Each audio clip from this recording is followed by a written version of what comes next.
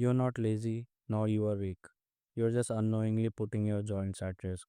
This video breaks down the most common training mistakes that lead to joint pain, backed by real biomechanical science.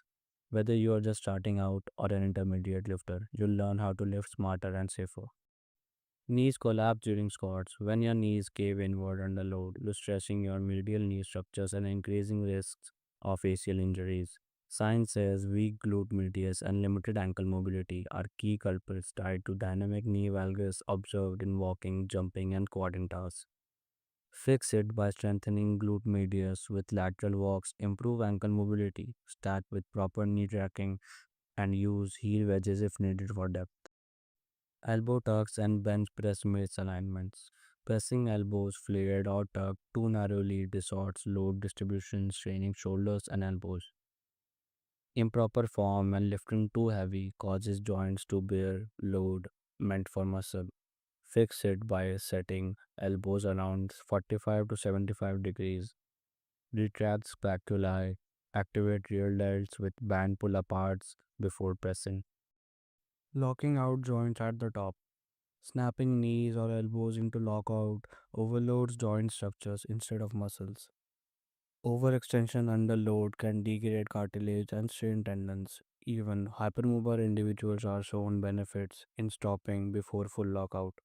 Fix it by stopping short of lockout, maintaining tension and employing controlled reps, and incorporating stability work like single leg variations, etc.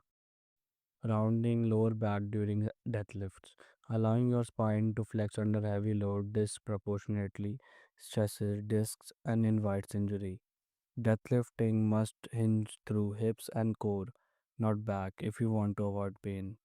Fix it by bracing core, initiating lifts through hips. Start with trap bars or Romanian versions to dial in form. Arcing spine and overhead presses. A big back arc isn't mobility, it's compensation for poor shoulder movement, risking back compression. Pressing with compromised thoracic or shoulder mobility redirects pressure to the lumbar spine. Fix it by building thoracic mobility. Use supported seat and pressing, and prioritize scapular controlled overload. At last, skipping warm up and mobility work. Cold joints and tight tissues amplify injury risk, both diminishing performance. Warm ups increase joint lubrication and tissue pliability. Even a short dynamic routine lowers injury likelihood. Fix it by starting sessions with 5 to 10 minutes of dynamic movement tailored to upcoming lifts. Joint pain isn't inevitable, it's often self inflicted by form flaws and bad habits. Fix these mistakes, protect your joints for the long haul, and build strength that lasts, not just weight that fades.